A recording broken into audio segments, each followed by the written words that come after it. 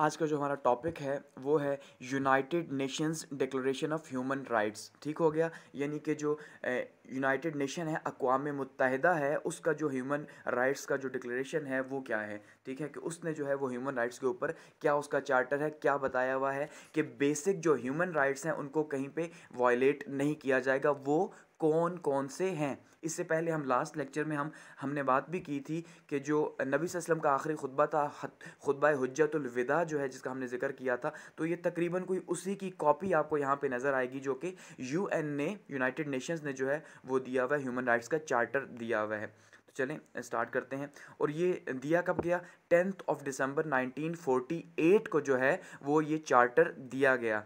तो इसमें सबसे पहले बात की गई इक्वालिटी की। क्या कहा गया जी? कि तमाम के तमाम लोग बराबर हैं आइन और कानून के नीचे, सब के सब एक बराबर हैं।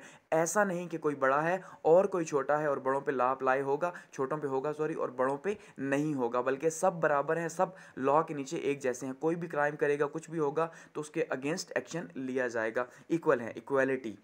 सेकंड पे अगर हम बात करें तो बात की गई कि भाई आप जो है वो तमाम के तमाम अगर बराबर हो तो किसी को हक नहीं कि वो किसी दूसरे के बारे में जो है वो उसके बारे में कमतर सोचे। यानी वो उसका जिस भी रंग से, जो भी उसका रंग है, जिस नस्ल से उसका ताल्लुक है, जिस कल्चर से उसका ताल्लुक है, जो नेशनैलिटी उसकी है, वट एवर कहीं से भी उसका ताल्लुक है, तो तब भी आप सारे के सारे इक्वल ही हो। ऐसा नहीं है। देखिए यूएन अगर बात कर रहा है तो इसको ज़रा समझना पड़ेगा कि यूएन पूरी दुनिया के लिए बात कर रहा है। ठीक है ना?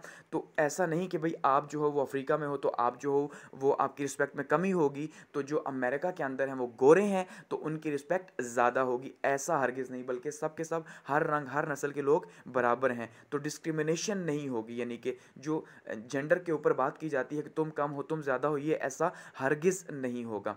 थर्ड पे है जी राइट ऑफ सेल्फ प्रिजर्वेशन। ठीक हो गया कि हर एक को जो है वो ये हक हासिल है कि वो आज़ाद है, वो आज़ाद ज़िंदगी गुजार सकता है और अपनी मर्ज़ी से जो है अपनी ज़िंदगी गुजार सकता है और अपनी पर्सनल सिक्योरिटी का वो ख्याल रख सकता है। ठीक हो गया। अच्छा, इसी तरह से जो ग़ुलामी है उसका कहा गया कि ग़ुलामी की पाबंदी है, कोई ग़ुलाम नहीं और सब के सब जो हैं वो आज़ाद हैं। किसी से कोई ज़बरदस्ती जो है वो मुशक्क़त नहीं करवा सकता या स्लेवरी नहीं करवा सकता। इसी तरह से बात की गई कि भाई कोई भी गैर इंसानी रवैया जो है किसी दूसरे के साथ नहीं रख सकता। क्या कहा गया? कि कोई भी गैर इंसानी रवैया किसी दूसरे के साथ नहीं रखा जा सकता, बल्कि सब के सब लॉ के नीचे बराबर हैं, तो सब एक जैसे इंसान हैं। ऐसा नहीं कि वो कमज़ोर है तो आप उससे क्या करें जी, इनह्यूमन ट्रीटमेंट उसके साथ करें, ऐसा आप नहीं कर सकते, ये अलाउ नहीं। अच्छा, इसके बाद जी लॉ जो है उसके नीचे सब एक बराबर हैं।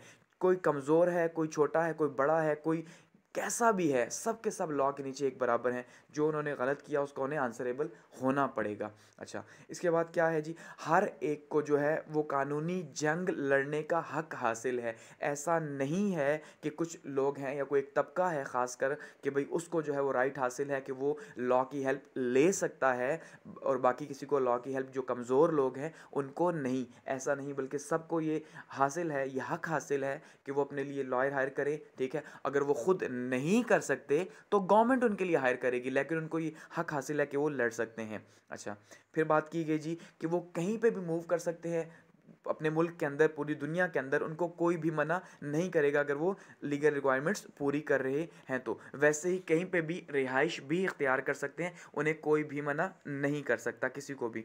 इसी तरह से जो प्रॉपर्टी का राइट है और ऑनरशिप का राइट है वो भी किसी से कोई नहीं छीन सकता। जिसकी जो प्रॉपर्टी है, जो मालिक है वही होगा, ज़बरदस्ती उससे नहीं ली जा सकती। अच्छा, इसी तरह से हर एक को उसकी सोच की आज़ादी है, उसके मज़हब की आज़ादी है। ठीक है?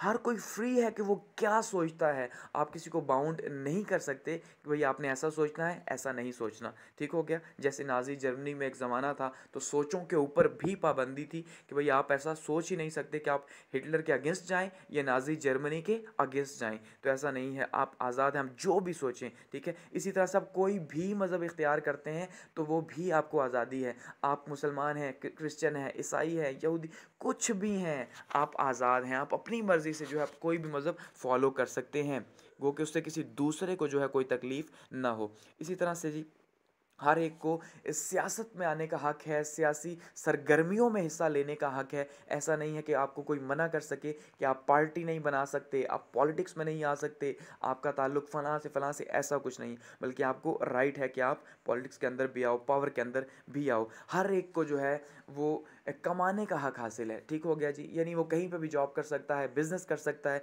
कुछ भी कर सकता है, अपनी इकोनॉमी को, इकोनॉमिक सिस्टम को जो है ना मैनेज कर सकता है। हर उसे फ्री आज़ादी हासिल है, ऐसा नहीं कि कोई उसे मना कर सके। हर एक अपनी बेसिक ज़रूरियात जो है, रोटी कपड़ा मकान जो है जिसको हम कहते हैं, ठीक है जी, तो वो उसको पूरा कर सकता है। और वो हर एक का हक है बेसिक राइट के तौर पर, ठीक है, कि हर एक को रोटी कपड़ा मकान जो है वो गवर्नमेंट की रिस्पॉन्सिबिलिटी है कि वो दे। इसी तरह से एजुकेशन का जो है वो हर एक का हक है कि हर कोई जो है वो तालीम हासिल करे और तालीम हासिल कर सकता है। ऐसा नहीं कि कोई किसी को तालीम हासिल करने से मना करे, कोई नहीं कर सकता। इसी तरह से हर एक को आज़ाद रहने का हक भी हासिल है, कोई किसी का ग़ुलाम नहीं, वो पहले ही हम बात कर चुके, ठीक हो गया। और एट द एंड हर एक को अपनी प्राइवेट लाइफ जीने का पूरे का पूरा हक हासिल है। आप उसकी प्राइवेट लाइफ में मुदाखलत नहीं कर सकते, कोई भी किसी की फैमिली लाइफ के अंदर इंटरफेयर नहीं कर सकता, उसको यह हक हासिल है।